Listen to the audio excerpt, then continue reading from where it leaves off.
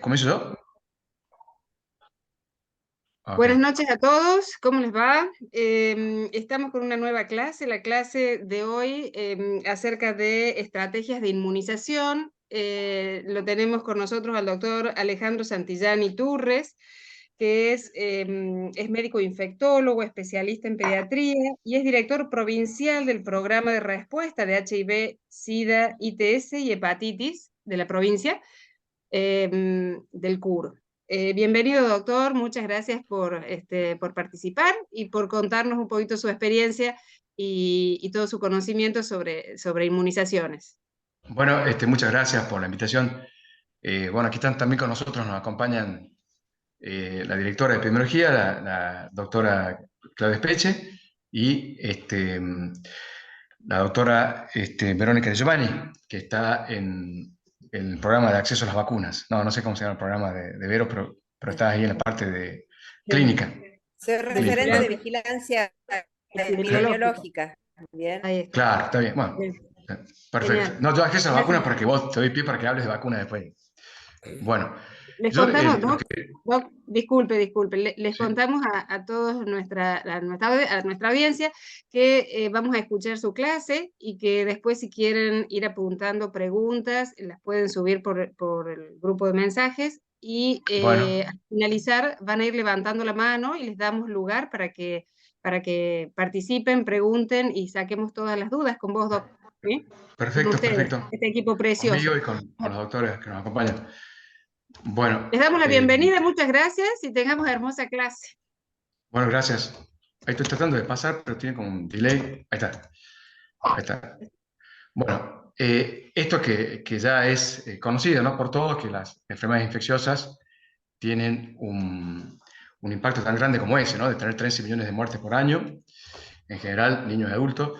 La mitad de estas muertes se producen en países pobres y ocurren principalmente en menores de 5 años. ¿De qué se mueren los niños menores de 5 años? De infecciones respiratorias, diarrea, por deshidratación, etcétera, ¿no? Y enfermedades invasivas graves como meningitis. 2/3 de estas muertes, si achicamos más la cifra, la brecha de años es de la edad de 0 a 4 años. Y por supuesto que las vacunas que juegan un rol muy importante en disminuir esa mortalidad a la que hacen referencia, ¿no?, estos datos. Y por supuesto, esto da por implícito que son las herramientas más importantes y eficaces para el control de estas enfermedades. Este cuadrito es muy interesante porque muestra un mapa, una foto histórica, ¿no?, de cómo fue comparando aquí distintas vacunas, esto en el año 1921 versus 1991, un corte que se hizo mostrando la reducción y la erradicación en algunas enfermedades, como el caso de la polio, de esta enfermedad infecciosa por la vacuna, lo cual es un argumento muy sólido para mostrarles a los padres, a aquellos padres resistentes a las vacunas o a aquellas personas que pertenecen a ligas antivacunas, ¿no? Es un impacto muy claro, ¿no? Algo más reciente, que por ahí después les puede contar las doctoras de epidemiología, el impacto de la vacuna de meningococo, cómo redujo meningococo la incidencia en Argentina, el impacto drástico de la hepatitis A. No sé si se acuerdan, esto es más contemporáneo hacia nosotros. La vacuna hepatitis A se instala en Catamarca en 2005, en el país en 2006. Fuimos adelantados los catamarqueños en aquella época. Y realmente en el fin de año del 2006 no había trasplante hepático en Argentina, o creo que hubo uno, cuando había cerca de 30 a 40 trasplantes hepáticos en niños por falla hepática fulminante, ¿no? Como demuestra la utilidad y la eficacia de una vacuna, ¿no?, como es la vacuna de hepatitis A. Bueno, y sí, también sí, mencionar lo que pasa con gripe y con todas las otras enfermedades, que por ahí, si hay tiempo, mostramos algunos numeritos, ¿no? Por eso es importante conocer que desde la invento del agua potable, las vacunas ha sido el segundo invento eh, más importante para el beneficio de la salud pública. Eso no cabe duda, ¿no? No es una frase mía, sino una frase que está escrita en la OMS. esto de que las vacunas es el invento, o el segundo invento más importante después del agua potable, para el control de la salud pública. Bueno, el título de la charla era Estrategia de Inmunización. Por supuesto que están los autores acá presentes, que por ello nos pueden contar mucho más. Yo no voy a meterme en el tema, simplemente hacer referencia a unos problemas que se detectan. Y aquí estas diapos se las pedí prestadas en avisarle al doctor Giglio de Gutiérrez, que él me la facilita en la web, así que le agradezco aunque él no sepa. Bueno, pero me pareció muy interesante, por eso quería ponerlas. Bueno, autor que se llama Alfon Cornella, que es presidente de una fundación que se llama InfoWeb o algo así era el nombre, pero bueno, él describe este artículo donde compara la década del 60, que una persona tenía acceso a 18 estaciones de radio, a 4 canales de TV y a 4.500 títulos de revistas. Y en el año 2000, mucho más a esta parte, por supuesto, 20 millones de sitios web, 2.400 millones de radios, 18.000 títulos de revistas, ¿no? O sea, es dramático, dramático en un buen sentido, por supuesto, y también puede ser en el otro, que es el que le voy a mostrar, esta lluvia de información que muchas veces no es científica, no es verdadera, es falsa o tiene errores, ¿no? Ese es el problema actual. Y esta autora que escribió en la revista Nature, este título, ¿no? De que el más grande riesgo de pandemia, ¿cuál es? Y es la desinformación viral, ¿no? La desinformación viral, las malas noticias corren mucho más rápido que las buenas, eso es sabido, y en las redes sociales, en todo esto que mostramos de la web, esto es una verdadera amenaza, ¿no? Entonces ella describe que el próximo brote de gripe no se deberá a la falta de tecnologías preventivas, en cambio, el contagio emocional habilitado digitalmente podría erosionar la confianza en las vacunas, tanto como para volver a discutibles, ¿no? Como pasa con esto de las ligas antivacunas, ¿no? Y esto, sin ninguna duda, como decíamos recién, esta lluvia de información, este diluvio lo hace más eh, apocalíptico, pero al ser errónea, manipula las redes sociales, ¿no? Y ustedes nos dirán su experiencia, pero yo como médico, si bien COVID creó mucha controversia, ¿no? COVID fue objeto de mucha controversia y fue la comidilla, ¿no? Para las ligas antivacunas, de cómo lograr una vacuna con tan poca experiencia, qué sé yo, bueno. Más allá de lo que pasó con COVID, en el inicio de la vacunación de COVID, todas las otras vacunas tienen estudios de fase 3 muy largos, estudios de fase 4 también, cuando ya en terreno, cuando está la vacuna ya comercializada, que nos dan la seguridad, que son vacunas usables. Lo que quería decir que esto que me pasa a mí, así viéndolo en mi experiencia micro, en mi micromundo, gente que no se quiere vacunar, ¿no? O sea, ni antigripal, ni antineumocóxica, pacientes con VIH inclusive, pacientes con VIH, y lleva un tiempo, ¿no? Convencer al paciente en eso. Por eso es importante en esto de las estrategias, que sabemos que la educación, que la capacitación, que la información es muy importante, pero sigue existiendo una brecha, ¿no? entre conocimiento y llevado a la práctica, ¿no? Está estudiado, como cita este estudio, que se encontró que un mejor conocimiento no se traduce en una mejor adherencia o aceptación, para no decir la mala palabra, de las vacunas, que ni siquiera esto modifica la intención de vacunarse, ¿no? Por eso es importante en esto de analizar bien qué pasa en esa grieta, ¿no? De llegar de la información que tengo a la práctica. Pero nosotros, como médicos de consultorio, sí tenemos en nuestro conocimiento, en nuestro trato con el paciente, una oportunidad fantástica, esencial y fundamental en esto de romper esa grieta, ¿no? Del conocimiento a la práctica, o sea, que el paciente se vacune, ¿no? Y acá ponemos 4 frases, ¿no? Esto es que para todas las vacunas, la actitud del médico tiene mucha influencia en la decisión de vacunar. Los padres que reciben información de sus médicos tienen menos preocupaciones que si proviene de amigos, de libros, de internet, ¿no? Porque la de sarampión produce autismo, ¿no? Como fuese estudio falso publicado, ¿no? Información del médico es la razón principal para los padres que pensaban retrasar o rechazar vacunas que cambiaron de opinión. Y es importante esto, ¿no? Que si el médico no está al día, sus pacientes tampoco, ¿no? Por ejemplo, yo por ahí los castigo a los obstetras porque le tienen un miedo bárbaro a vacunar a las embarazadas y muchos no les indican, no, después no te vacunes, o sea, y si desde el médico pasa eso, ya estamos en el horno, ¿no? Porque además la mujer embarazada tiene que ver mucho con nosotros, ¿no? Y en la vacunación, ¿no? Especialmente la vacuna triple bacteriana celular. Eh, y si no la recibe, el bebé tiene el riesgo de tener coqueluche cuando nazca, y la mortalidad de coqueluche en los menores de 3 meses, la incidencia es altísima, ¿no? Entonces, este mensaje es importante. Y esto interesante también que le seguí robando al doctor Giglio, que me encantó realmente esto de los principios fundamentales de la comunicación, ¿no? Confiar, escuchar y conversar, ¿no? Eso es muy importante, ¿no? Entonces la escucha impulsa la relación y la comprensión, fomenta la confianza y abre a las personas a nuevas ideas, ¿no? Como describe allí, que un profesional sanitario debe inspirar confianza, posee conocimiento científico, es positivo sobre vacunas y honesto sobre beneficios y también de los riesgos, por supuesto, ofrece respuestas satisfactorias a las preguntas, es un ejemplo porque puede manifestar conmigo mismo, con uno mismo, con la familia que ha vacunado. Cuando el médico le dice, no, la verdad que, no sé, yo no te vacunaría, yo no me vacuné, ahí estamos en el horno, ¿no? Se da un mensaje negativo tremendo, ¿no? Para eso hay que informarse, ¿no? Y ahí sí es importante la información, para de esa forma cortar la grieta esa que nos mostraba recién.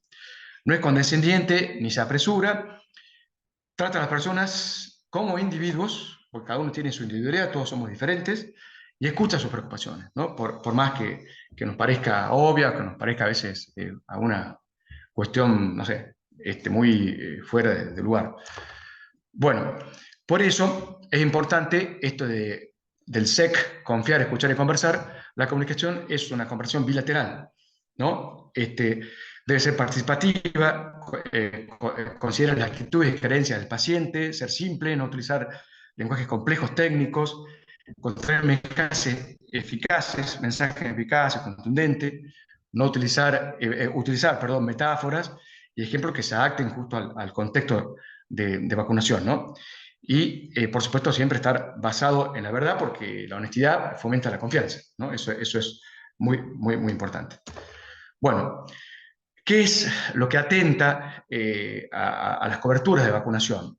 Lo primero es el acceso, ¿no? La capacidad de los individuos de acceder a las vacunas recomendadas. Eso después pueden comentar las doctoras, pero el acceso a las vacunas tiene que ser universal y tenemos que vacunar en los mayores lugares donde se pueda, no solo en la posta, también pensar en centros vecinales, en los colegios que a veces se hacen campañas. Por ejemplo, en Estados Unidos, en algunos estados, los pediatras vacunan. Los pediatras tienen su heladerita y vacunan a su paciente, por ejemplo, ¿no? Asequibilidad, o sea, es la capacidad del individuo para afrontar gastos de vacunación, tanto en coste financiero como no financiero, por ejemplo, el tiempo o el traslado, ¿no?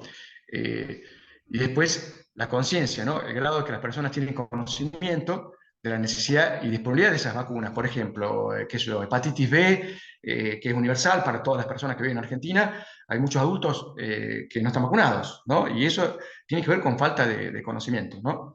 Aceptación, el grado del individuo que aceptan o cuestionan o rechazan la vacuna. La típica, no me pongo la antigripal porque el año pasado me engripé peor. Bueno, la vacuna antigripal, el porcentaje de prevención de gripe es bajo, no es muy alto. Lo que previene la gripe es que no te internes y no te mueras por gripe. Vos o tus familiares de riesgo, ¿no? Que pueden estar con vos. Bueno, y la motivación, que es el grado que el individuo encuentra frente a una actitud positiva.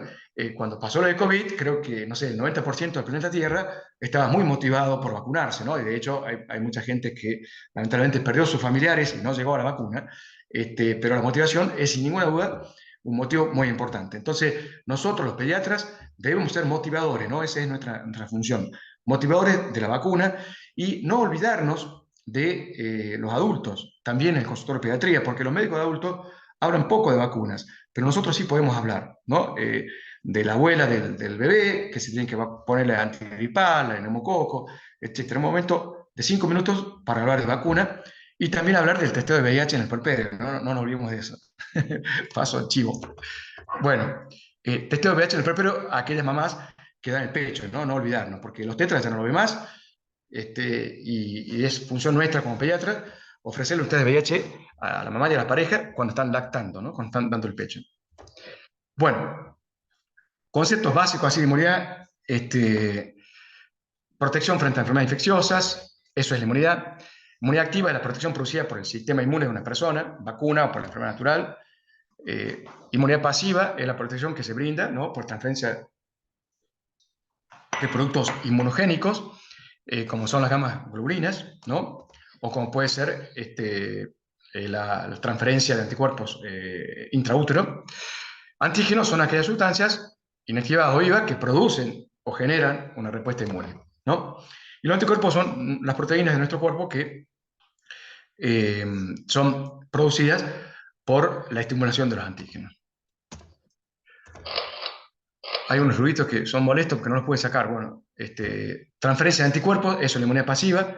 La vía transplacentaria, como dije recién, es la más importante. Y ten en cuenta que esto produce una protección temporaria, ¿no? Cada anticuerpo tiene su vida media. Por ejemplo, a los 9 meses de vida, los anticuerpos antimeningo ya cayeron en la mamá. Por eso, cuando en aquellos lugares donde no hay vacuna, a los 9 meses es la tasa de ataque más alta de infección meningocóxica en la población general, en la población pediátrica. Una activa es producida por las vacunas, el objetivo, o por infección natural, y es producir protección sin producir enfermedad, ¿no? Ese es el objetivo de la vacuna, o sea, que sea una vacuna segura. Y este concepto, que tanto lo escuchamos, que es tan importante, y que lo escuchábamos en la epidemia, en la pandemia de COVID, ¿no?, esto famoso de la inmunidad colectiva o la inmunidad de rebaño, ¿no?, que el estado de inmunidad en una población previene la diseminación de enfermedades, ¿no? Por ejemplo, acá mostramos en el gráfico, los azulcitos son personas no inmunes, los amarillos son personas vacunadas y los rojitos son personas infectadas, ¿no? Entonces, si tengo una población así, ningún vacunado, la infección se disemina explosivamente, rápido. Si tengo una población más o menos con muy poquitas vacunas, y bueno, no tengo una barrera de contención, con lo cual se me hace el brote epidémico. Y si tengo una población muy vacunada, pero con algunos rebeldes que no se han vacunado, bueno, contengo la enfermedad, ¿no? Ese es el fundamento de la inmunidad de rebaño, que hacemos una barrera de contención, ¿no?, para evitar una diseminación, ¿no? Por ejemplo, si hacemos una metáfora para explicar a los pacientes, está por patear Messi entero libre, que podría ser el COVID-19, ese bravo que estamos al principio, y si hacemos una buena barrera con tipos altos, la pelota es difícil que entre a largo, ¿no? Entonces, esa es la inmunidad de rebaño, ¿no? O sea, tener una barrera de contención para evitar estas situaciones, una epidemia. Bueno, ¿qué factores intervienen en la respuesta, ¿no? La presencia, ausencia de anticuerpos maternos, la naturaleza y dosis de antígenos administrado, el modo que se pongan en la vacuna, la utilización o no de un adyuvante, utilizar o no una proteína transportadora, un carrier, como son las famosas vacunas conjugadas, ¿no? La vacuna Prevenar, la antimeningocóxica, se me fue, se me olvidó la tercera, si alguien me ayuda, la HIP, perdón, la HIP, la hemófila influenza. Bueno, la edad del paciente, ¿no? Por eso los menores de 2 años no pueden convertir con la presencia sola del antígeno, por eso necesitan el carrier para que puedan presentar el antígeno y poder desarrollar anticuerpos, ¿no? Y cuando nos hacemos grandes, en realidad después de los 50 años, empieza el sistema inmune a desgastarse, ¿no? Y también empieza a ser menor la respuesta inmune. El estado nutricional y, por supuesto, la condición de huésped se refiere esto a aquellos huéspedes inmunocomprometidos. Cuando hablamos de inmunocomprometidos, por supuesto, tenemos que tener en cuenta aquellos pacientes, sobre todo, que tienen, más allá de la inmunodeficiencia primaria, como la hipogamaglobulinemia o la gamaglobulinemia, pero también tener en cuenta aquellos pacientes más comunes que vemos en el consultorio, que son pacientes con VIH, con enfermedad avanzada, pacientes trasplantados de órganos, los pacientes con linfoma, con leucemia en el momento de la inducción, ¿no? Y los primeros 6 meses del tratamiento, y los pacientes trasplantados de médula ósea. Y también otro grupo que ingresa ahí actualmente son los pacientes tratados con drogas biológicas, ¿no? Con anticuerpos anti-TNF, como son las artritis reumatoidea, corticoides para el lupus, etc. Esos son los pacientes más complicados de desarrollar anticuerpos a una vacuna y que pudieran tener un efecto adverso no deseado en una vacuna a virus atenuado, ¿no? Especialmente sarampión y fiebre amarilla, que serían las vacunas contraindicadas en esos grupos de pacientes. Bueno, esto que ya lo saben ustedes, lo pasamos rápido, cómo se clasifica la vacuna: inactivadas, inactivadas, que son toxinas o partes de bacterias, etcétera, pero que no son el microorganismo vivo, ¿no? Está muerto. Bueno, y las vacunas atenuadas son vivas y atenuadas, que tienen el microorganismo, que tiene capacidad de replicarse.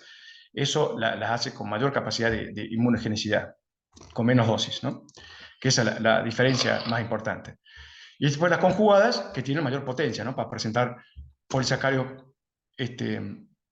con proteínas.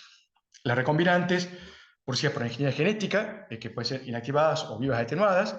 La hepatitis B, la HPV, también un ejemplo de vacunas recombinantes. Bueno, después faltan acá la vacuna de quimera y las vacunas que es la nueva vacuna de dengue, quimérica, o la vacuna de ARN, que la conocimos ahora en COVID, y las vacunas vectoriadas, ¿no? Que también las conocimos en COVID, que son algo parecido a las conjugadas, ¿no? Las vectoriadas, pero nada más que las vectoriadas utilizan una célula completa, en este caso de adenovirus, de mono. Bueno, y las habituales, un término que usamos para las que están en el calendario, y las especiales son para aquellas que no están en el calendario, ¿no? Por ejemplo, para huéspedes especiales, inmunocomprometido, la NEMO 23, la HPV en personas que tienen VIH, por ejemplo, hasta los 26 años. No sé si se prolongó, se iba a prolongar hasta los 44, creo, HPV en pacientes con VIH. La vacuna de fiebre amarilla, ¿no? Que en algunas provincias está en el calendario, como son las provincias del NEA, etcétera, o fiebre hemorrágica argentina también, que se usa en la zona pampeana, ¿no?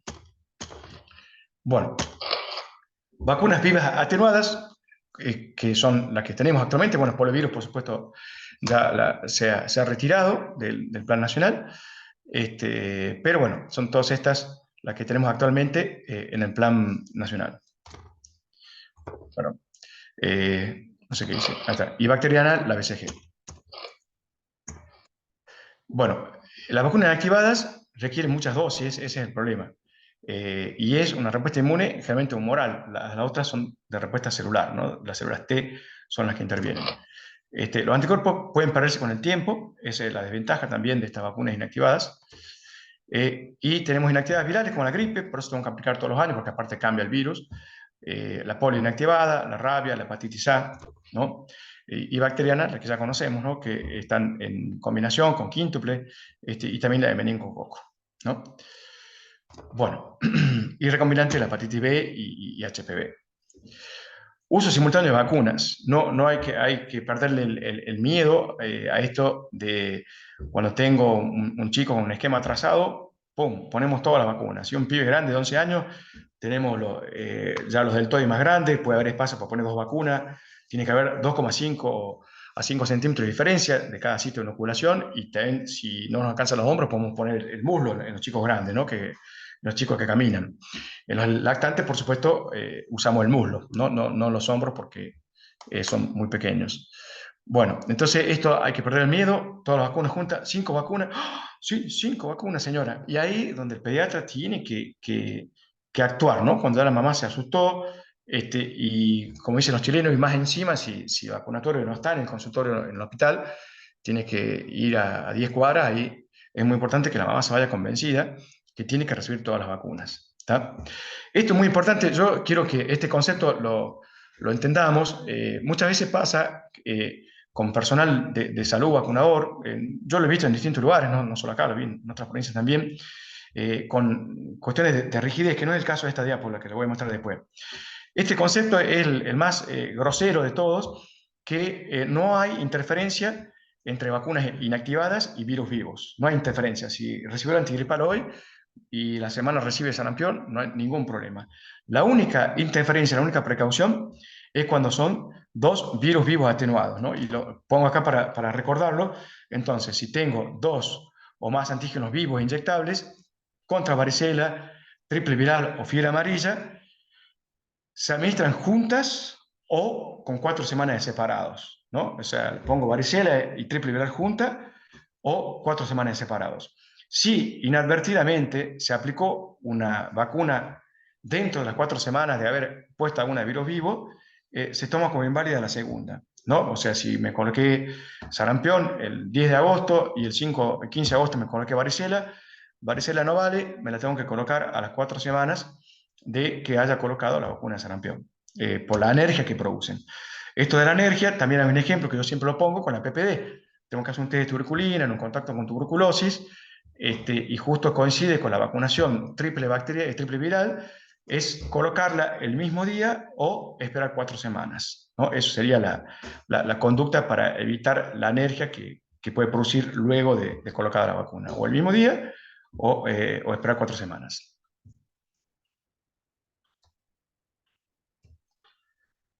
Bueno, estos son los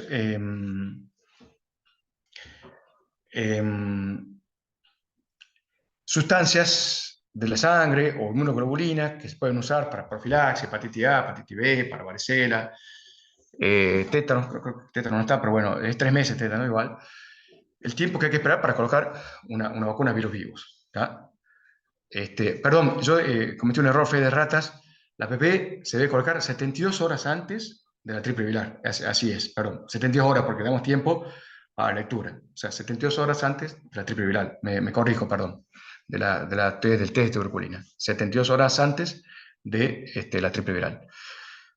Bueno, esto lo tienen acá en la diapo, así que eso lo ven tranquilo, el tiempo que hay que esperar después de esto. Y esto es fundamental. También lo tienen en las normas, tienen las guías, por eso se ve medio fiero acá, pero bueno, lo que yo le quiero decir es que en el esquema del primer año de vida, y porque es donde tenemos la gran cantidad de vacunas, la dosis inicial, por ejemplo, de la quíntuple, de la polio inactivada, de la rotavirus, que son las vacunas de los 2 meses, es a los 6 semanas. 6 semanas. O sea que podría vacunarlo al bebé 2 semanas antes de lo que está programado. Y acá es donde yo quería apuntar esto de la rigidez, que me quedé ahí con ese comentario. No es a los 2 meses el inicio sí o sí. Si el bebé, para aprovechar la oportunidad y evitar oportunidades perdidas, me cayó al consultorio donde tengo el vacunatorio, a la semana 6 de vida ya puede iniciar el esquema. Y el intervalo mínimo es de 1 mes. Entonces eso es fundamental también para agilizar y como estrategia de evitar oportunidades perdidas. Si el pibe se vacunó a los 2 meses, a los 3 meses viene por, no sé, un catarrito o el control de niño sano viene a pesarse, ¡pum! Vamos a aprovechar de vacunarlo. No hace falta que venga a la fecha estricta que se puso en la libreta. Eso es una recomendación para evitar oportunidades perdidas de vacunación, ¿no? De esa forma evitamos, conociendo los intervalos, ¿no? En la vacuna del primer año, 1 mes de diferencia, 6 semanas de edad mínima, y esto, por supuesto, entre la última dosis, 6 meses, pero siempre después que haya cumplido 1 año el paciente, ¿no? O sea, para hacer el refuerzo sería, ¿no? La cuarta dosis o el refuerzo en realidad, por ejemplo, del quíntuple, ¿tá? Mínimo 6 meses. O sea que también uno puede evitar estas oportunidades en las vacunas que están después del primer año también, ¿no? Bueno, ¿qué son las precauciones? Es una condición que la persona puede tener riesgo aumentado de una reacción adversa severa o que puede estar comprometida la capacidad de la vacuna en producir respuesta inmune, ¿no? Un paciente inmunocomprometido, por ejemplo.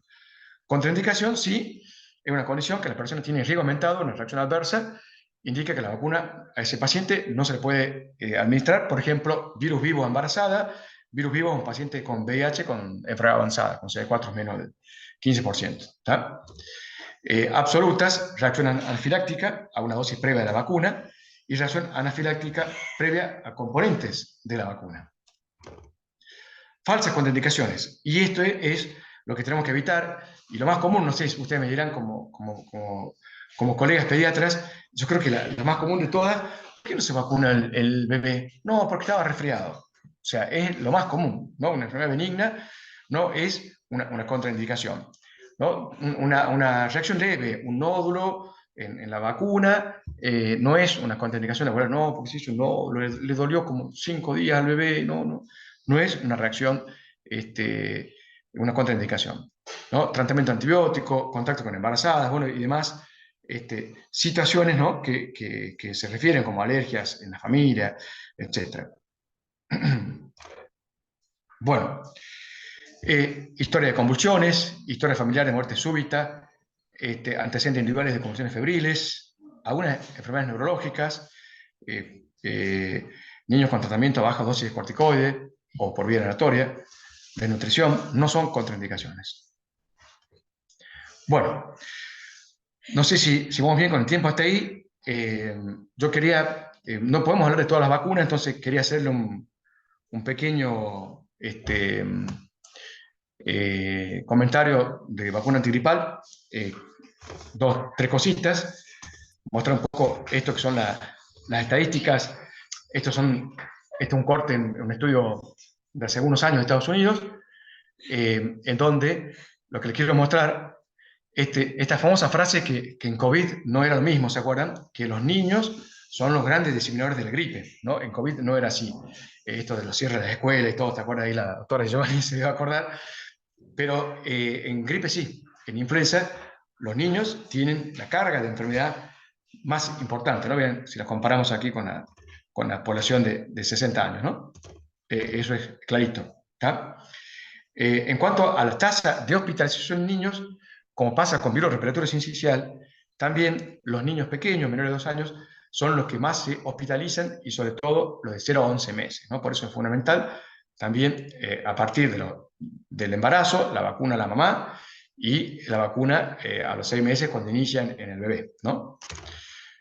Bueno, en cuanto a la mortalidad, ahí sí es claro que la vacuna antigripal tiene un impacto tremendo, pero la vacuna no, la influenza, la gripe, tiene un impacto tremendo en la muerte, ¿no? De los mayores de 65 años. ¿Tá?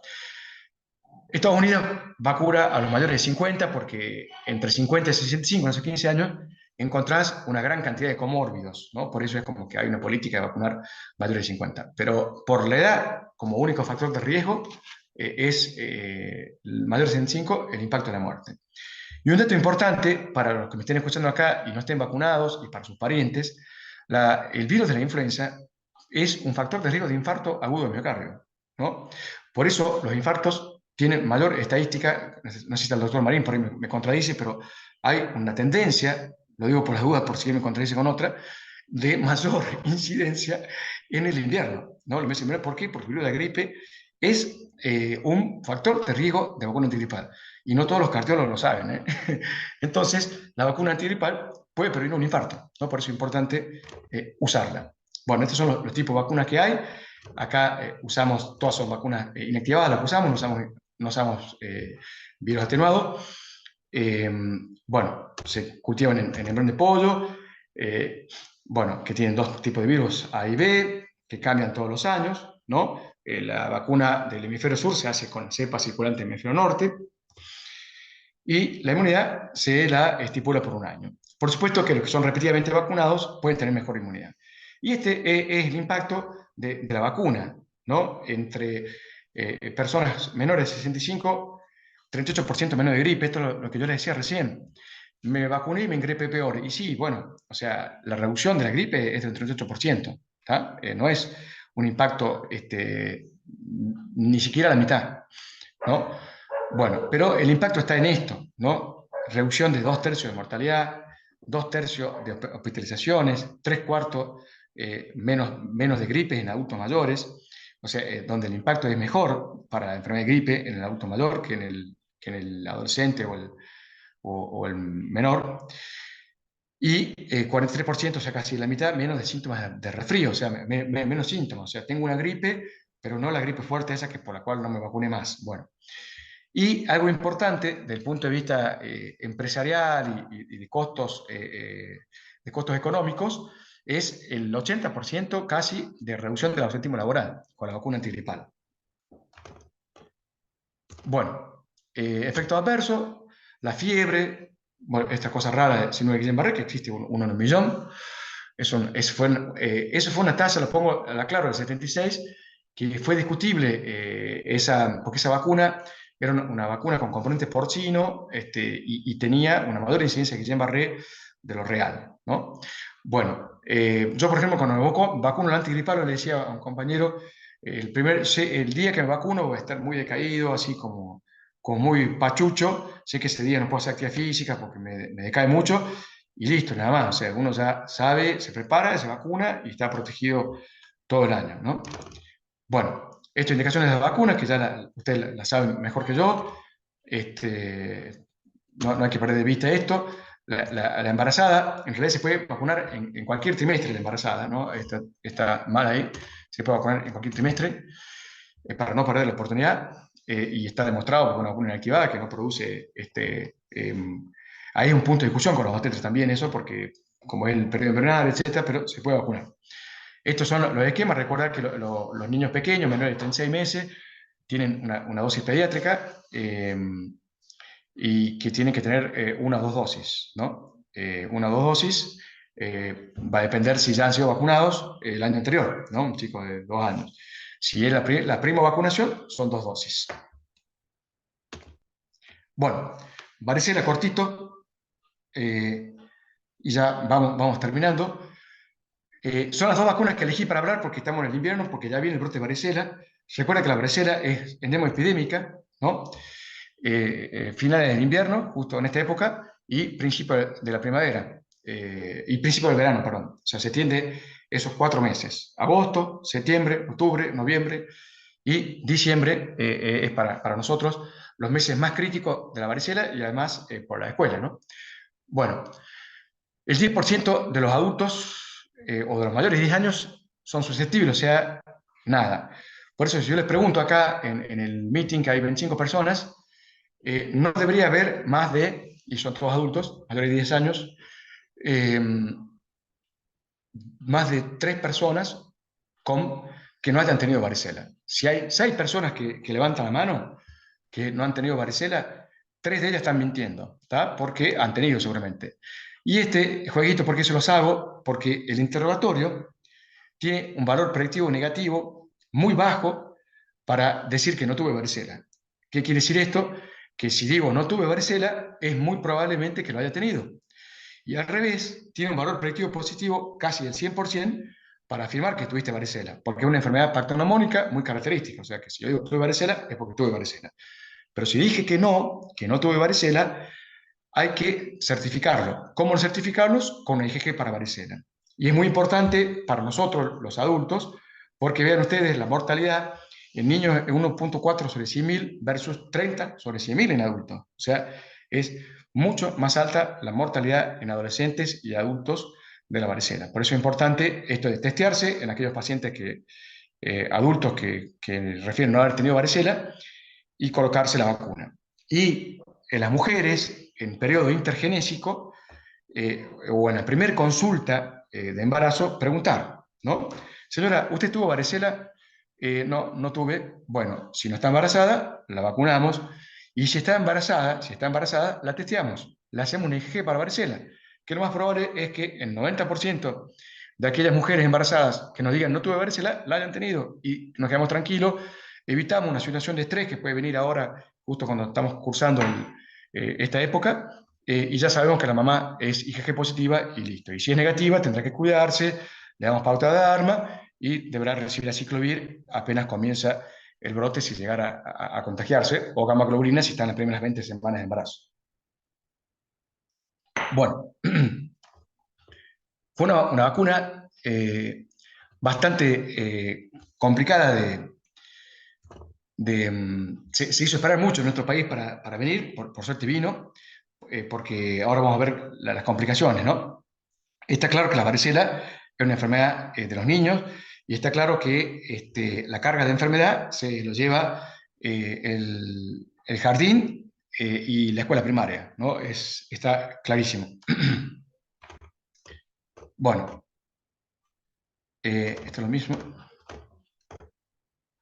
Complicaciones, menores de 5 años, la infección de piel, la celulitis, es claramente la mayor complicación, y en adolescentes, la neumonía y la encefalitis son las complicaciones más importantes, y las dos son complicaciones graves, complicadas, que producen internación.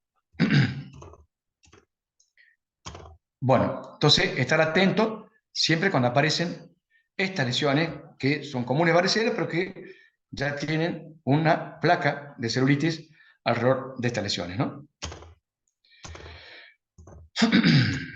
Bueno, estas son las manifestaciones de alarma que, si bien no es del tema vacunas, pero ya que estamos por entrar a la varicela y que hemos tenido este resurgimiento de casos de Streptococcus beta hemolítico de grupo A o piógenes en el país, de enfermedad invasiva, estar atento a estas manifestaciones.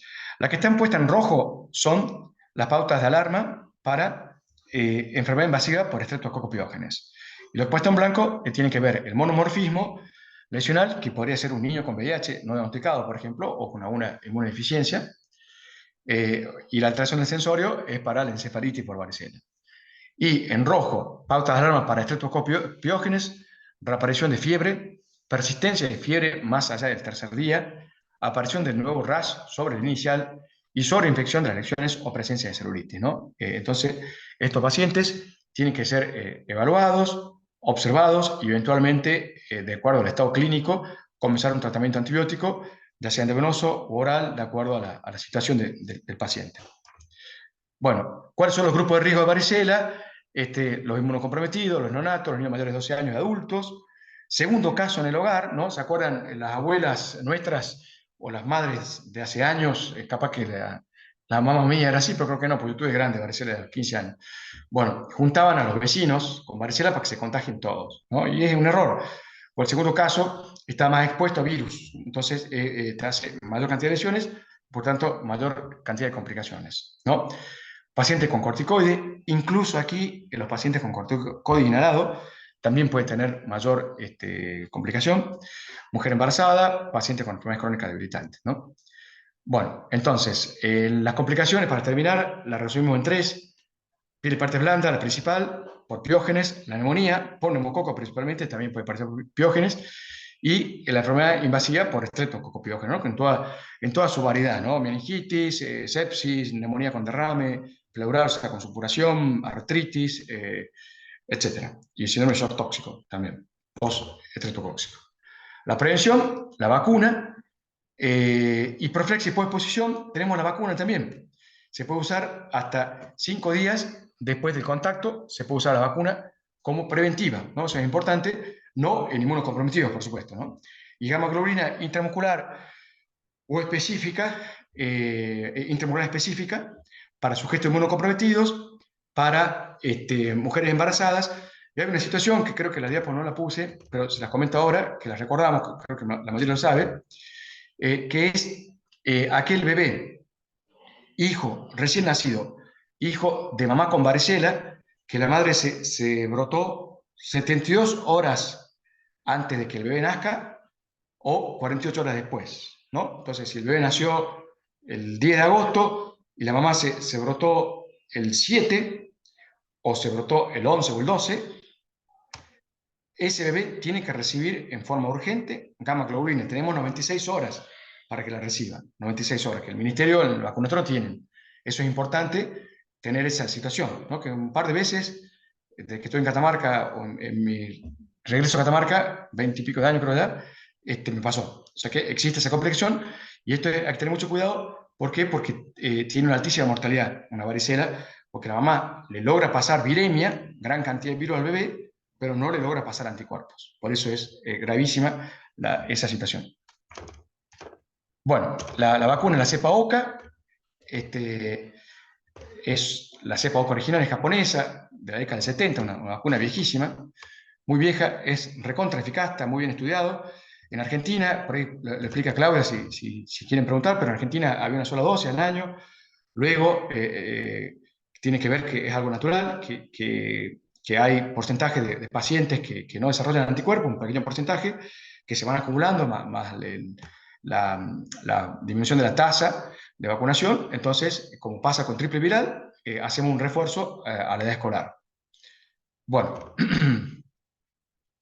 eficacia para formas graves 95, ese es el fundamento principal de la vacuna, ¿no? Más allá de esta eficacia promedio para un brote leve con una sola dosis. Con dos dosis aumentamos al 98%. Parecido pasa con sarampión. Sarampión hay un 15% no respondedores, por eso hacemos una segunda dosis, ¿no? Para ese 15% aumentarlo al 99%. Bueno, esto lo pasamos, así no se preocupa. Y vacuna varicela, ¿quiénes la pueden recibir de los inmunocomprometidos? Déficit IgG, déficit de polimorfos nucleares, o sea, esas neutropenias cíclicas, asplenia, la pueden recibir, una LLA en remisión, un VIH asintomático con CD4 más de 25%, para sarampión más de 15%, pretrasplante renal o hepático, más de 2 años del trasplante médula ósea, trasplante sólido, y más de 3 meses luego de finalizar quimioterapia. Deficiencia mixta de células T,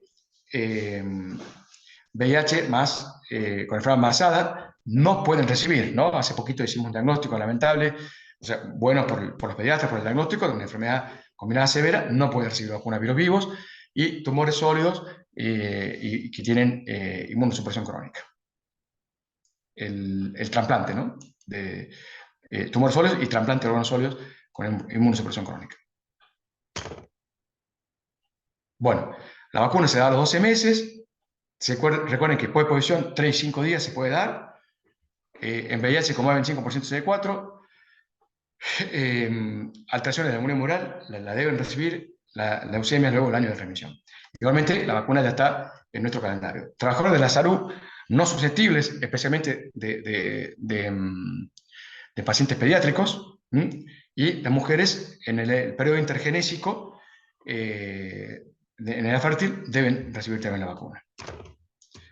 Bueno, yo corto ahí, después sigue lo de COVID, que yo les decía a los chicos si quieren explicar a la doctora Di Giovanni o la doctora Claudia Specchi, que están más en el tema. Pero bueno, básicamente no sé si, Claudia, querés que lo explique brevemente dos cositas, vos me corregís o me agregás lo que yo... Dale, dale, avancemos y cualquier cosa. Bueno, en realidad han cambiado un poco los esquemas ahora últimamente, pero las vacunas que tenemos disponibles en general son las que estoy viendo acá. Está bien. 6 meses, 2 años, bueno, puede hacer un esquema completo con ARN, ¿no es cierto? La Moderna monovalente. 3 a 5 años, también la monovalente, pero se puede hacer refuerzo también después de mínimo 4 meses, ¿no? Después, bueno, 6 meses es lo ideal, pero mínimo 4 meses con la variante, con la Moderna bivariante. Y después de los 12 años se puede ya, si bien es lo que recomienda el Estado, pero se puede hacer las otras vacunas también, ¿no? La iniciativa Sinopharm, las ARN, o sea, cualquiera de las dos se puede hacer para completar esquema básico y después el refuerzo. En Estados Unidos vi que ellos ya están colocando bivalente mayor de 6 meses, creo que hace poquito. Pero bueno, nosotros tenemos monovalente. Por ahí Vero me puede corregir o vos, Claudia. Sí, Y después, todavía no está recomendado por ANMAT, pero claro, sí la FDA ya la aprobó, sí. los refuerzos, en realidad ahora los dividieron en 3 grandes grupos a los refuerzos, que está considerado, bueno, en realidad en Catamarca ya tenemos la gran mayoría con un esquema primario, que es lo Claro. primero que se recomendó, y ahora los refuerzos en realidad directamente siguen una estrategia que es, si tienen algún nivel de inmunocompromiso, o los adultos mayores de 50 años, en realidad no son tan mayores, 50 años, pero el esquema lo tomo a partir de los 50 años en adelante, el refuerzo recomendado es semestral, o sea, independientemente, sí es importante tener el esquema primario, pero independientemente de los refuerzos que ya hayan recibido, de acá en más se considera cada 6 meses un refuerzo, ¿sí? Están disponibles las vacunas bivariantes en general, tenemos la Pfizer y la Moderna, ¿sí? Pero después, en los más pequeños, lo que aplica es, si tienen algún nivel de inmunocompromiso, es un refuerzo semestral, a partir de los 6 meses, ya inclusive esto, Sí. y si tienen algún factor de riesgo, pero no hay ningún tipo de inmunocompromiso, es un refuerzo a los 6 meses y luego refuerzos anuales, ¿sí? Y después población general, digamos que no tiene ningún tipo de comorbilidad ni algún antecedente de patología y nada más, es un refuerzo Es por anual. año. Claro. Eso es lo que está ahora recomendado, pero bueno, después si querés charlamos un poco de cobertura, que la verdad es que Sí, sí, sí. pediátrica Sí. es tremendo los números. Sí. Bueno, el intervalo mínimo es esto de 4 semanas, ¿no es cierto? Bueno, para las vacunas excepto para otras vacunas que es de 8, las que son vectoriadas, la ARN es 4 semanas, y esto es el refuerzo que está un poco lo que vos decías acá, ¿no es cierto? Que mencionaste. Y el mínimo tiempo es 4 meses, ¿no? Si hay que acelerar un esquema, el mínimo tiempo es 4 meses. Acá me preguntan, así que no la hago esa. Bueno, esas son las preguntas para... eh, ah, eh, la estoy espoleando. Bueno, ahí estopeo la presentación. No me veía, yo me veía al frente. Bueno, Ahí sí, bueno, estamos. Excelente, excelente clase, Doc, muchas gracias. bueno, gracias. Bueno, Sí, la idea era por así un pantallazo. Son cosas muy sabidas por todos, pero bueno, era repasar un poquito. Podemos estar hasta las 11 de la noche hablando de vacunas, pero me van a matar.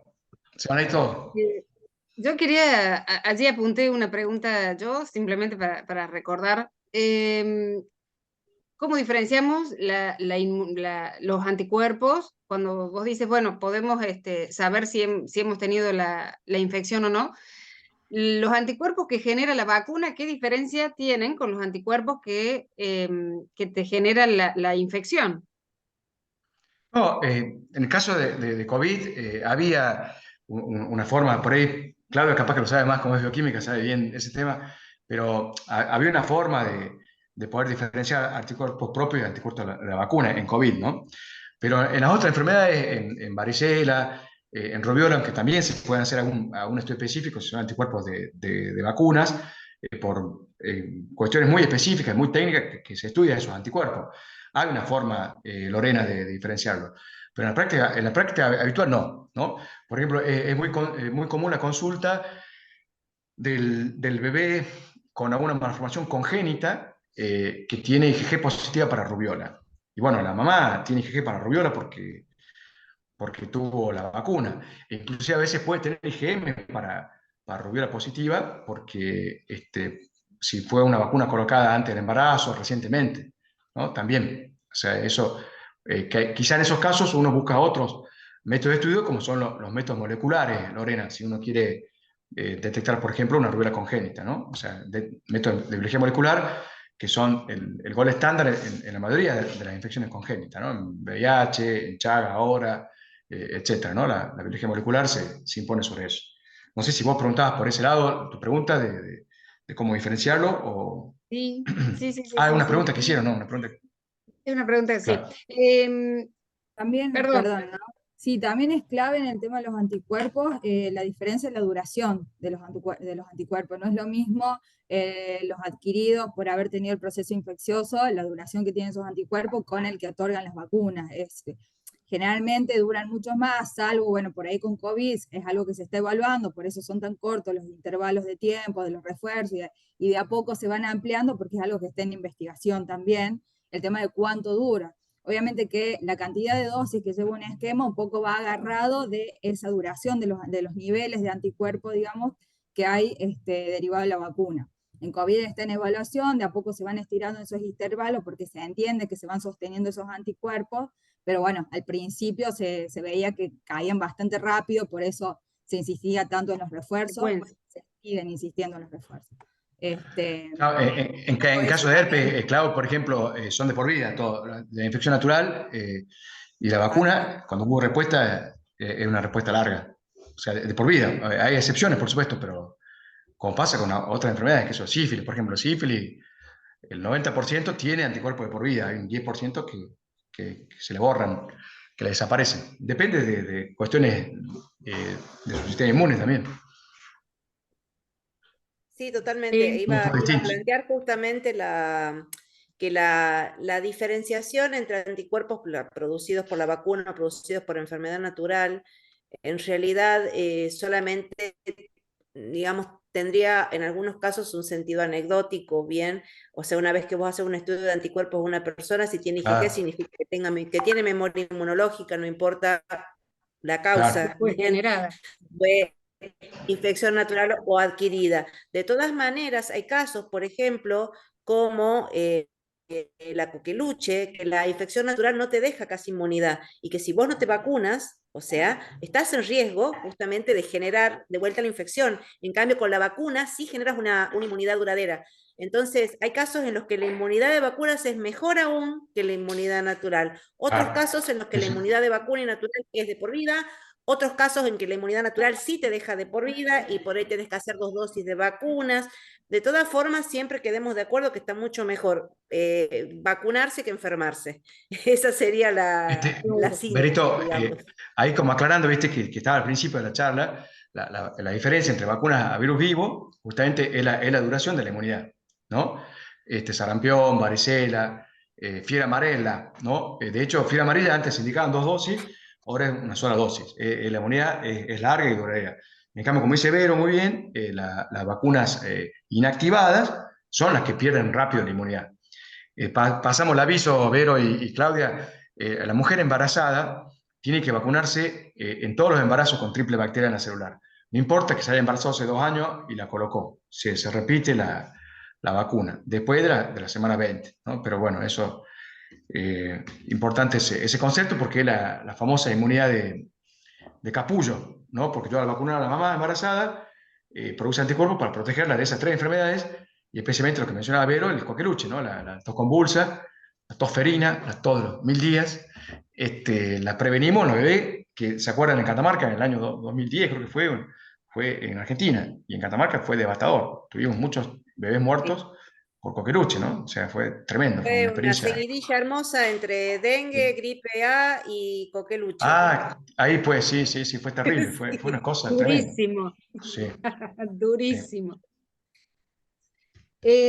Doc, esto que hablaste de la desinformación viral, ay, me pareció un término fantástico, Sí, porque, por eso me gustó, se la robé al médico que la había. sí, fantástico, porque me parece que la gente antes, en mi poca experiencia, yo soy cardióloga, así que tengo poca experiencia en esto de vacunación, Sí, pero la gente antes con menos conocimiento aceptaba las vacunas sin cuestionamientos. Y ahora, por supuesto que con información que la mayoría de las veces es errónea o por comentarios sí, que, sí, sí. por mil situaciones, ya tienen conocimientos distorsionados, entonces, y empiezan estos no, no porque te puede generar, no porque puede esto, porque puede lo Claro, otro. claro. ¿Qué problema es eso que ha generado inclusive con COVID? Sí, ¿Ha sí, sido una sí, sí. lucha de ustedes también con esto? Sí, sí, por eso yo te comentaba que, perdón, para Claudia, para mí la pregunta. ¿Quién Ah, no, quiere no, yo responder? decía esto que, bueno, Claudia ve la estadística antigripal, por ejemplo, en factores, grupo de factores de riesgo, yo contaba que pasa en el consultorio y así todo, eh, a veces uno no tiene poder de convencimiento en esto de la escucha activa, ¿no? Porque es importante darse el tiempo con el paciente para explicarle y convencerlo por qué es importante que se coloque la vacuna antigripal, ¿no? Pero bueno, está muy, muy, muy arraigado las personas, eso que yo decía, que le mostraba, que hacía este informe, doctor Alfons, no me acuerdo cuánto, creo que es catalán, la grieta entre la información y la práctica, ¿no? O sea, esa grieta que es la que tenemos que nosotros como médicos, de un trabajo muy, muy micro en el consultorio, buscar romperla, buscar acortarla, ¿no? Buscar reducir el espesor de esa grieta a través del diálogo con el paciente, del diálogo, ¿no? No retándolo, ¿no? Porque si lo retamos el paciente no viene más, cambia de pediatra. Alejandro, Pablo Marín te habla, no sé si me escuchas, pero no puedo prender la cámara, no me dejan. Sí, te escucho, te escuchamos. Hola, doctor Marín, buenas noches, qué lindo tenerlo aquí. Sí, pero no me pueden ver, menos mal. Eh, del mismo tema, vos sabés que estaba pensando mientras te escuchaba que en Argentina, en Argentina nunca hubo un movimiento antivacuna fuerte, jamás en la vida. Y siempre los movimientos antivacuna eran de Estados Unidos, de Europa, algunos, Paloma, eh, sí. bueno. Perdón.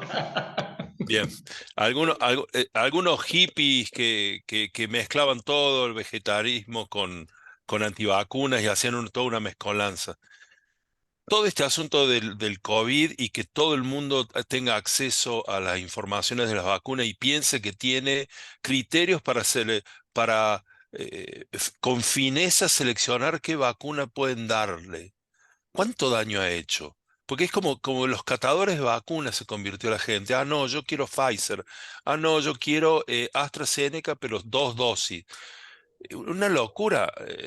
Todo esto, ¿cuánto daño ha hecho realmente a una campaña de vacunación para el futuro? Bien, yo lo puedo interrumpir, Alejandro, y puedo contestar un poco. Sí, me interesa saber qué va a pasar. Primer- en primer lugar,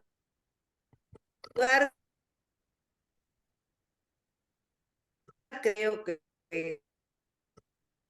como hablaba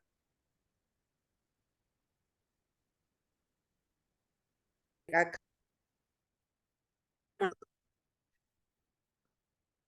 pero lo que conocido un término que me pareció tandem, valedera, cuáles no.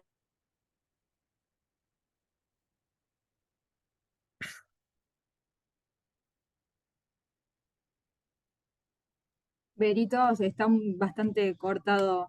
Es más, se fue todo el mundo. Quedamos Bueno, solos. bueno, puedo por ahí un poco, Rellenar. entiendo a lo que puede ir la doctora Di Giovanni. La verdad que nosotros en la experiencia tanto de la campaña de vacunación de COVID como la experiencia de las campañas que tuvimos sarampión y rubiola y demás, es tremendo el esfuerzo que tiene que hacer el sistema de salud Volví. para poder llegar a la población. Esa es la verdad. Se nota una tremenda baja percepción de riesgo en cuanto a las enfermedades inmunoprevenibles. Entendemos que hay muchos factores que influyeron en eso, o sea, no solo el acceso a la información y a la desinformación que hay, sino también, bueno, entendemos por ahí que hay una tremenda evolución, digamos, en la población, digamos, tenemos obviamente de repente una generación joven que no vivió, no atravesó esos brotes, esas epidemias anteriores que eran devastadoras, entonces parece ya algo lejano, y, y es tremendo el esfuerzo que tiene que hacer el sistema para llegar a vacunar. O sea, hoy la verdad que desde el Ministerio de Salud hacemos estrategias muy activas como para tratar de sostener las coberturas. Básicamente tratamos de buscar estrategias extramuros porque hay que, sinceramente, literal, correrlo por detrás para aplicar una dosis a veces. Hemos llegado a ese punto, por eso nos preocupa muchísimo. De hecho, lo estamos viendo en otros países donde empiezan a suceder casos de enfermedades que son inmunoprevenibles, de que empiezan a haber brotes, el peligro que está el país en cuanto a la reintroducción de enfermedades que ya fueron erradicadas. La verdad que es un tema muy preocupante y que cada vez que tenemos algunos encuentros a nivel nacional o a nivel regional, es algo que nos llama la atención, nos motiva a repensar estrategias, a ver cómo educar a la población. También educar, nos interesó mucho participar acá porque educar también a los profesionales de salud, ¿no? A los equipos de salud de la importancia de la inmunización, de hacer un esfuerzo entre todos, ¿no? Desde agentes sanitarios, desde enfermeros, médicos, pediatras o no pediatras, todos necesitamos un poco captar a estas poblaciones que son de riesgo o que pueden llegar a pasarle realmente mal con algunas de estas enfermedades. Tenemos un calendario de vacunación súper amplio, la verdad que el Estado invierte muchísimo en eso. A veces nos duele un montón, pero muchas veces tenemos que descartar dosis porque no fueron usadas y por su vencimiento, a pesar de muchas estrategias que tenemos activas. Es un tema que preocupa muchísimo, que es incalzable, la verdad, ya ver de darle una vuelta a esto para ver de motivar nuevamente a la comunidad, de que entiendan eh, que en principio es obligatorio, o sea, hay un calendario que en nuestro país es obligatorio, sobre todo en pediátricos, ¿no? O sea, no es opcional, no es quiero, no quiero, me gusta, no me gusta la vacuna, pienso, no pienso esto. El niño tiene un derecho a esa vacuna, ¿sí? A estar protegido.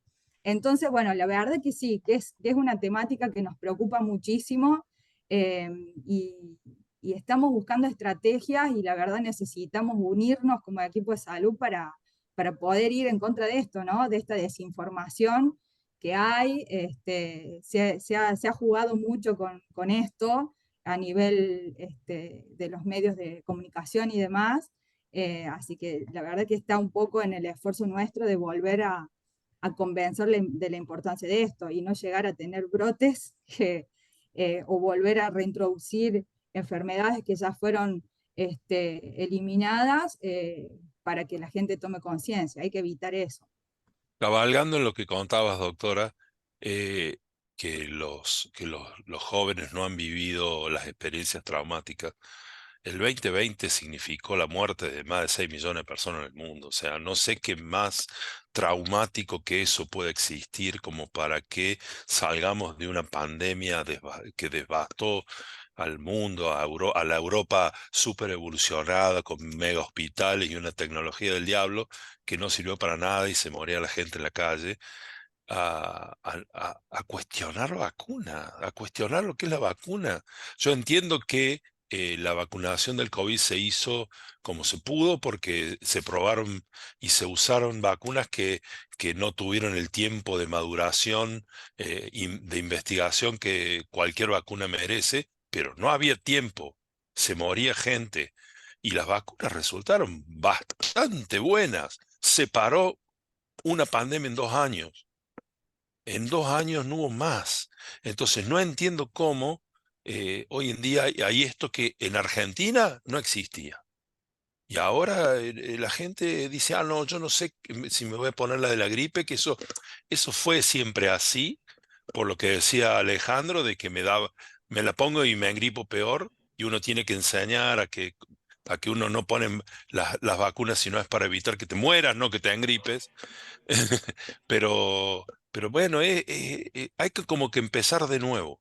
La sensación es, muchachos, lo que hicimos hasta ahora para vacunar no sirve, ahora hay que empezar de nuevo con estrategias nuevas y convencer a la gente que no puede elegir las vacunas que ellos quieren. Hay una vacuna anti cualquier cosa, ponete la que el Estado te dice, porque el Estado dice que esa vacuna está bien, está probada y es así. Vos no sos nadie, no sabes, no entendés de esto. Entonces yo creo que todos tenemos que ponernos en barajar y dar de nuevo en cómo entramos a la gente para que la gente vuelva a ser como pre-2020, me parece. Sí, yo Sí, yo creo, bueno, quería agregar coincido. algo, perdón, No, ahí está habla, a que... ver, habla. Sí, ahora que volví, quería agregar algo, o sea, yo acá en este lugar que somos todos médicos, creo la mayoría somos personal de salud. Más allá de poner el foco en los factores de afuera, de los, digamos, de los usuarios, de los pacientes, quiero que nos miremos hacia nosotros mismos y veamos, este año escasamente llegamos al 65-70% de cobertura antigripal entre personal de salud a nivel país, de vacuna antigripal. O sea que hay 35% de personal de salud que no se quiso vacunar. Así de fácil. Entonces, si no empezamos por casa, si les digo las coberturas COVID es para morirse también. En cuanto a personal de salud estoy hablando, no hablo de población general. Entonces, como decía ella, si el propio médico, enfermero, agente sanitario, todo el mundo, nosotros mismos no estamos convencidos de lo que nosotros pregonamos, no vamos a poder convencer a nadie. Entonces, empecemos primero por nosotros que tenemos cierta capacidad para discernir, informarnos, leer, volver a repensar la importancia de las vacunas. Y de ahí reparar ese mensaje a los pacientes. Creo que tendríamos que empezar por ese lugar porque es vacunación en la población, pero más a mí me preocupa todavía las bajas coberturas dentro del mismo personal sanitario, que eso significa que el descreimiento no solamente es en el hippie, que era antivacuna porque es antisistema y vegano y no sé qué más, sino que el problema es que el personal de salud, no sé por qué razón, también está descreyendo o está minimizando el efecto de la vacuna. Eso era lo único que quería decir en cuanto a esto. Empecemos por eso y después sigamos viendo los factores, por supuesto, de la población en Otra cosa, más allá de las ligas antivacunas, esto de aprovechar las oportunidades de la visita del bebé, del niño al centro de salud, ¿no? Eso es importante. Si ustedes se fijan en la estadística, Claudia, claramente, por ejemplo, pones HPV a los 11 años, claramente es una vacuna muy complicada en Argentina porque el niño grande ya no va más al pediatra. Y el varón no va más al médico. Del pediatra pasa al tacto rectal para el cáncer de próstata a los 50 años. O sea, tiene toda esa Medio, brecha medio de exagerado lo años, tuyo, ¿verdad? claro, sin contacto con el sistema de salud, ¿no? En el varón, ¿no? Entonces, el varón cis. Entonces, por eso es importante esto de, yo le decía, que el pediatra le hable también de las vacunas de adultos, la antigripal, la hepatitis B.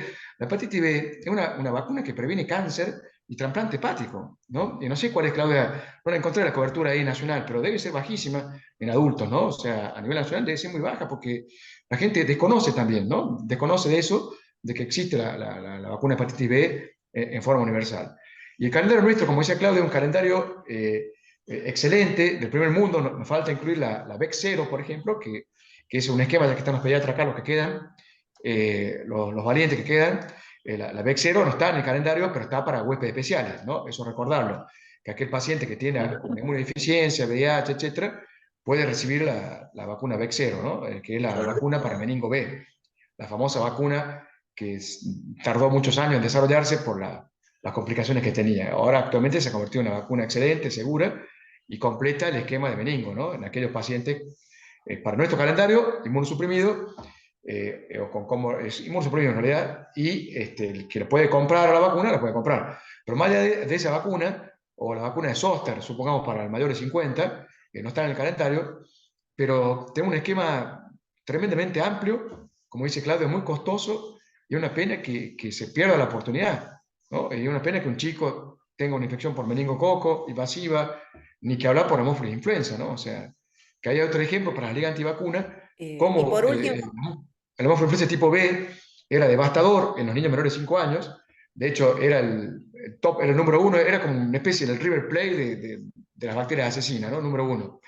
Y era meningitis número uno, artritis séptica número uno, neumonía número uno en los menores de 5 años. Y esa enfermedad se erradicó prácticamente, o sea, sigue existiendo, pero en un porcentaje muy, muy bajo. Es un ejemplo claro de cómo una vacuna puede salvar la vida de un niño. Eso, perdón. Vos querías comentar perdón. algo. Y no, yo lo único que quería remarcar por ahí porque este era un caso que yo lo quería contar.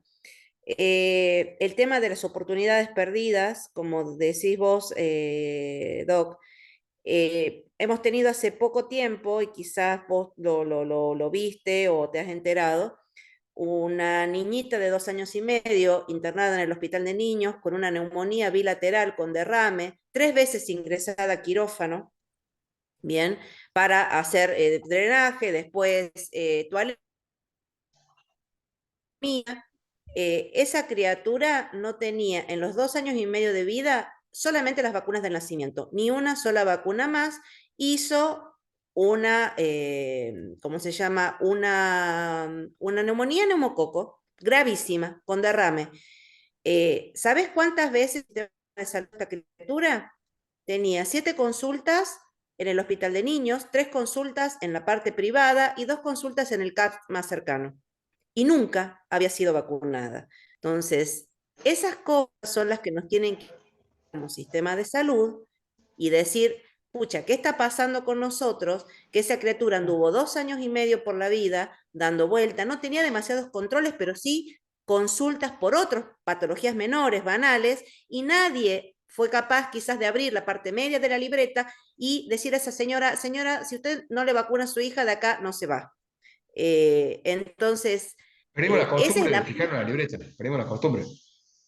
bueno, la punta del iceberg. Esta criatura se ligó 3 intervenciones quirúrgicas, estuvo muy mal, como les digo, una neumonía bilateral no es poca cosa, un derrame pleural tampoco, una toracotomía saben lo que implica, y esta es la punta del iceberg, porque como esa niña debe haber montones, ¿bien?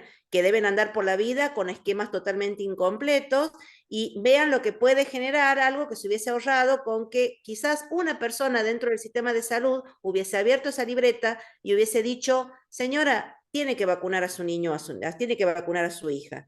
Eso quería comentarlo a modo de ejemplo para que vean lo que puede pasar con una criatura sin vacunas que vivía en la capital de Catamarca, no estaba metida en el medio del monte, ¿no? Y que había consultado múltiples veces al sistema de salud.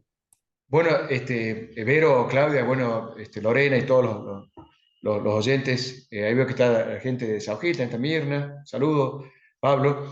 El COVID, vos mencionabas, Pablo, más allá de esta cuestión de una lección aprendida, ¿no? Decir, che, cómo una vacuna combate una pandemia, pero también cómo pudimos testeo rápido, vacunas, y esto que mencionaba Claudia, ¿no? Esa estrategia de vacunar extramuro, creo que es un poco el camino, ¿no? Yo siempre lo comparo a la pandemia de sífilis que vivimos, ¿no? Y de VIH también, pero de sífilis es mucho más alta la incidencia. Si uno tuviera la efectividad de poder ofrecer el testeo, siempre voluntario, por supuesto, el testeo a todas las personas para sífilis, tendremos un impacto rápido en que esto disminuya. Y como decía recién, esto del problema del varón, ¿no? El varón cis, el que menos va a la consulta y es un gran transmisor en el caso de ITS y es un gran componente en el numerador, sería, Claudia, de los no vacunados, ¿no? O sea, el varón cis, ¿no? En VIH es el que más tarde llega al diagnóstico, por ejemplo. Entonces, que hay que ir pensando estrategias que sean más, que permitan, como el primer punto que yo les mostraba de los problemas de la cobertura, mejorar la accesibilidad y la asequibilidad a las vacunas, ¿no? Eso es fundamental. El extramuro, que tiene un montón de aristas, es una estrategia, ¿no? Y con COVID lo hemos aprendido. Con COVID lo hemos aprendido, tanto lo del testeo como lo de la vacunación, ¿no? Con cifras extraordinarias, claro, ¿no? De vacunación tremendas, o sea, la cifra de vacunación. Pero bueno. Sí, Y esto, oportunidad perdida, perdón, Vero, agregando lo que vos decías, esto de mirar la libreta y de acortar el tiempo de vacuna. Si el pibito fue a las 6 semanas a verme, ¡pum!, lo vacuno. Si el pibito se vacunó a los 2 meses y llega a los 3 meses a verme, ¡pum!, lo vacuno. Ya pasó un mes, no puedo vacunar. Entonces, ya me ahorro o evito una oportunidad perdida. Serían como aprovechar la oportunidad o oportunidades ganadas, ¿no? De que el bebé se pueda vacunar o el niño, el de HPV, que se nos escapan todos. Llegó el changuito cortado a la guardia. Bueno, papá, HPV, tenés 12 años, no te vacunaste nunca. Te ponemos la HPV, ¿no? Así que estrategia para mejorar el acceso a las vacunas. Ahí está la doctora Canil, que veo que Sí, participa en el chat y está haciendo varias cosas, ¿bien? Y la que dice la doctora Canil, justamente esto de la capacitación del personal de enfermería, que dice por este tema de las falsas contraindicaciones, es cierto, es fundamental, pero siempre tiene que estar, aparte de hacer las capacitaciones para el personal de enfermería, generalmente está bueno cuando el médico o médica que está en el sitio, en el lugar de trabajo, respalda con firmeza y con seguridad esta cuestión de, ay, doctora, son muchos pinchazos, no importa, lo mismo se puede, no va a pasar nada, no va a pasar nada grave, hacelo tranquila. O no, mire, ¿por qué no le dividimos? Mire, no, le tocaba este chico se vacunó el 28, así que recién le toca al 28 del otro mes. No, si pasaron 4 semanas son 28 días, no son 30, Ya no son está. 31, se lo puede vacunar. Entonces, todas esas cosas, si uno las repite con firmeza y uno respalda al personal, tanto a los agentes sanitarios como a los enfermeros, de a poco se van venciendo las falsas contraindicaciones. Pero yo vuelvo a insistir en la importancia de que el personal médico sea el primer convencido pro vacuna, informado, no ciego, ¿no? Informado, leer, ocuparse e informarse y ser activista en esto de promover la vacunación y derribar todas las barreras que pueda encontrar. Aparte, Vero, esto como lo mostraba en esas diapos del doctor Giglio, la verdad que es eso, ¿no? O sea que la palabra el médico es una palabra sanadora, ¿no? El famoso efecto placebo del médico. Cuando voy al médico me dice que está todo bien, que no es tan grave lo que tengo, uno ya tiene tranquilidad. Hasta uno mismo como médico, ¿no? O sea, como médico con otro médico. Esa contención.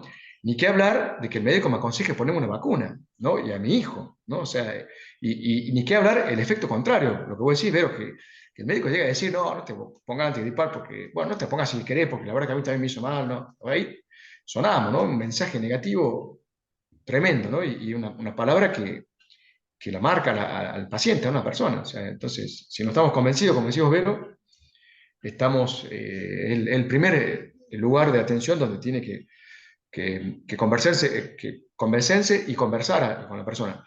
Una cosita más, una estrategia que nosotros usamos en la hospital de niños en una época que, no sé, Antonio está acá presente por ahí, si puede comentarlo si sigue, esto de en la sala de espera aprovechar y revisar las libretas, ¿no? Revisar las libretas para que el paciente pueda tener mejor acceso a la vacuna, porque la madre por ahí no sabe. Hablando de la libreta, saliendo del tema de vacunas, la libreta nuestra tiene una información muy valiosa y es muy informada, ¿no? Tiene una gran información, es completísima. Y los padres no la leen, los padres no la leen a la libreta, ahí habla de muerte súbita, habla del alimento. ¿Y qué le doy? Me veo a los 6 meses. Bueno, ahí está en la libreta, fíjese. A los 6 meses ya puede comenzar la lactación y ahí te explica todo, muy informada. Y por ahí capaz, digo, si bien la vacuna, viste que es muy técnico el cuadrito de la libreta, capaz que se podría pensar en poner cositas de vacuna dentro de la libreta. Que eso, más allá de que la mayoría de los papás no lo leen, pero es importante enseñarles a que la lean. Doctora Canil, ¿quieres habilitar tu micrófono si querías preguntar o hacer algún comentario? No sé si me estás escuchando, doctora Canil. Y el doctor Rendón también estaba levantando la mano allí. ¿Escucha? Sí, sí. Hola, Doc, ¿cómo estás? Te Hola, escuchamos. buenas tardes. No, excelente todo. Yo soy súper pro vacuna donde me paro, en el supermercado, en la farmacia, con los amigos de mis hijos. Estoy siempre difundiendo el tema de vacunas, sobre todo porque en la población joven, y como lo repitieron varias veces, sobre todo masculina, hay un gran déficit en el cumplimiento de los esquemas o de los refuerzos. Por eso yo ponía ahí como una acotación, en el caso de cuando asistían al consultorio, los padres, y sobre todo si el papá joven acompañaba a la madre, yo primero mandaba a vacunar al papá como ejemplo para el nene que tenía que seguir vacunándose. Entonces era como parte de una estrategia, ¿no? Y la otra observación que también eh, quería hacer con respecto al riesgo que tenemos de la reintroducción de nuevas enfermedades como el sarampión, que nosotros ya no la tenemos, y que pueden haber en otros países a veces cercanos, que nos pasó ya hace unas décadas atrás, son con las personas que viajan constantemente, sea por comercio, para comprar ropa, sobre todo, o insumos que venden después acá en nuestra ciudad, y si no están inmunizadas adecuadamente, traen el virus y bueno, así pueden llegar a ingresar personas que enfermas y que después, bueno, sean un dolor de cabeza para el sistema, ¿no? No, era un poco eso. Y con respecto a lo que decía Vero, yo creo que la capacitación y el convencimiento tiene que venir del propio personal, 100%, o sea, que uno sepa algo no quiere decir que sea coherente. Por eso hay tantos cardiólogos que fuman, conociendo el riesgo del tabaquismo, o sea, no hay una correlación, ¿no es cierto?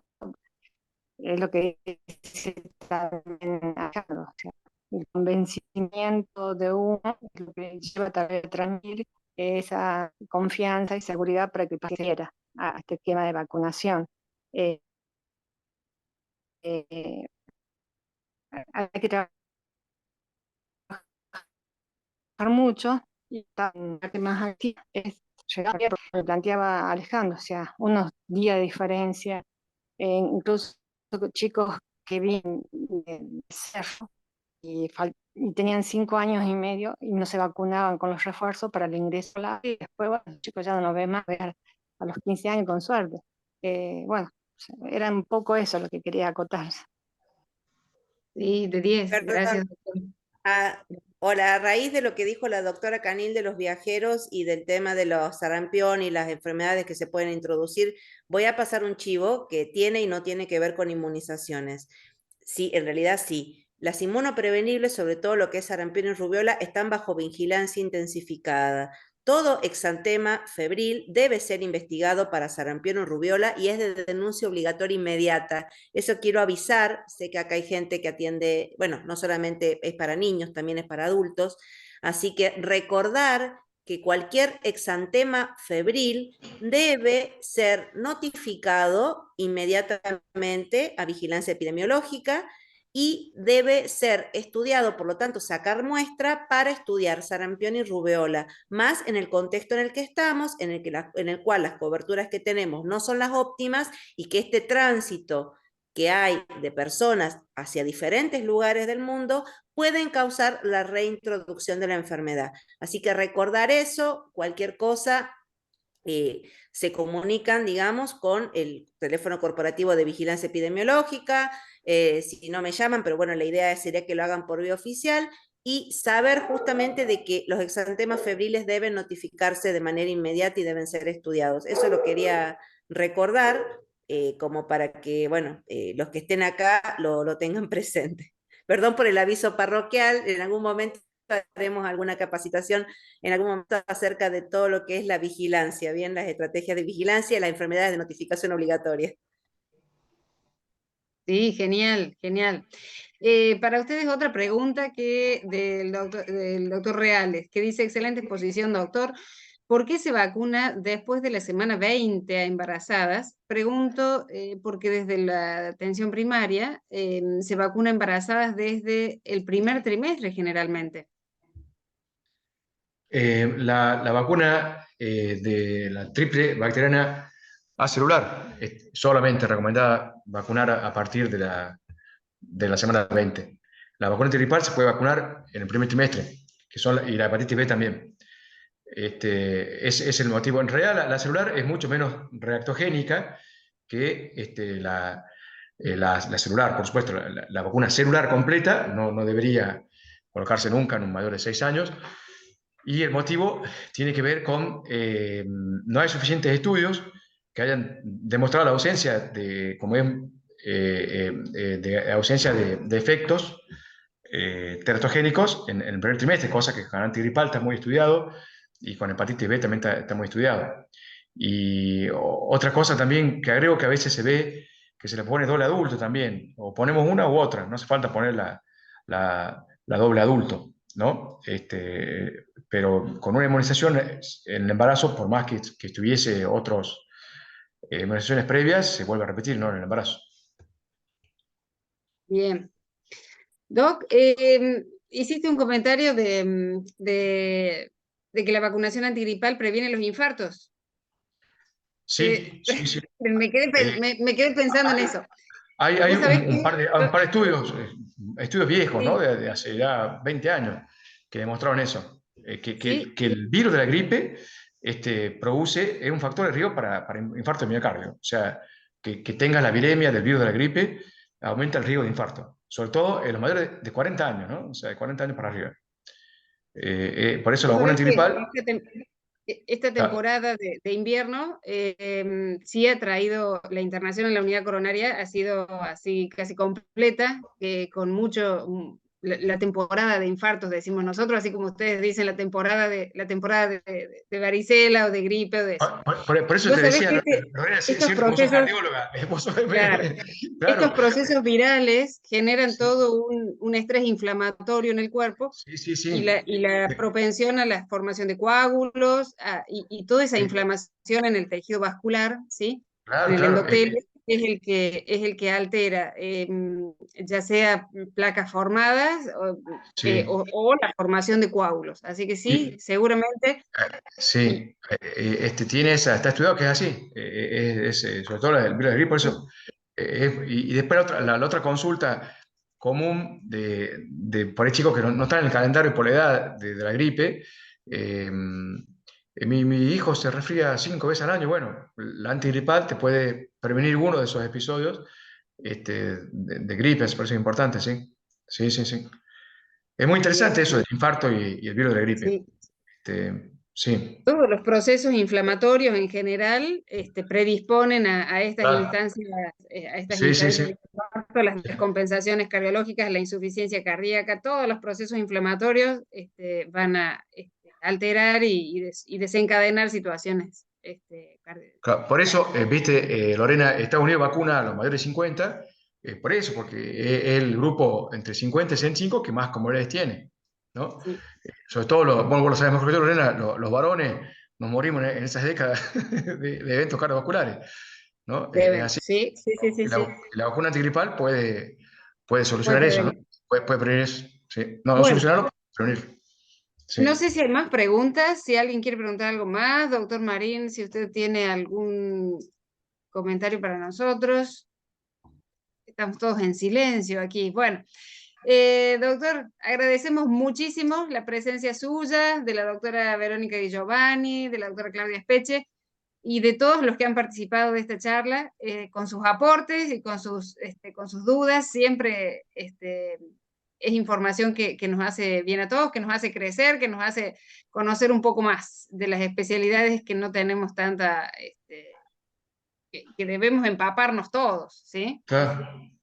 Les agradecemos muchísimo, muchísimo su presencia, su disposición, y bueno, les saludamos a todos los integrantes de este grupo. Les recordamos que esta fue la última clase de pediatría y la próxima semana ya retomamos con el siguiente módulo que corresponde a clínica médica, y la charla va a ser dedicada a diabetes, y nos va a dar la clase la doctora Julieta Solís. Así que bueno, buenas noches para todos, agradecimientos nuevamente para todos. ¿Sí? Yo quiero decir una cosa, Lore, Ay, antes de que nos acá. vayamos. Sí. Me tienen sin cámara porque dice que feo la pantalla. Gracias. No te puedo habilitar, no sé. No, yo quiero decir una cosa. Quiero agradecer mucho a la Sociedad de Pediatría de Catamarca porque siempre está con nosotros, porque siempre nos apoya en este curso anual que tratamos de que sea lo más involucrante de nuestras sociedades, inclusivo de todas las facetas de la medicina, y la Sociedad de Pediatría siempre está. Así que gracias mil a todos ustedes, los pediatras que siempre apoyan al Colegio Médico de Catamarca. Bueno, muchas gracias a ustedes también por la invitación. Un placer participar. Así que bueno, cuando ustedes necesiten, soy parte del colegio también, así que bueno. Por supuesto. Todos Claro, somos sí. el colegio. Ahí está la negra, ahí apareció mi perra. Bien. Bueno. Bueno. Gracias, doctor Marín. Chao. Después te paso, Lorena, las preguntas. Sí, sí, por favor. Okay. Genial. Listo. Bueno, buenas noches, buen fin de semana. semana. Chao, Claudia. Gracias. Chao, gracias a todos. Chao a todos.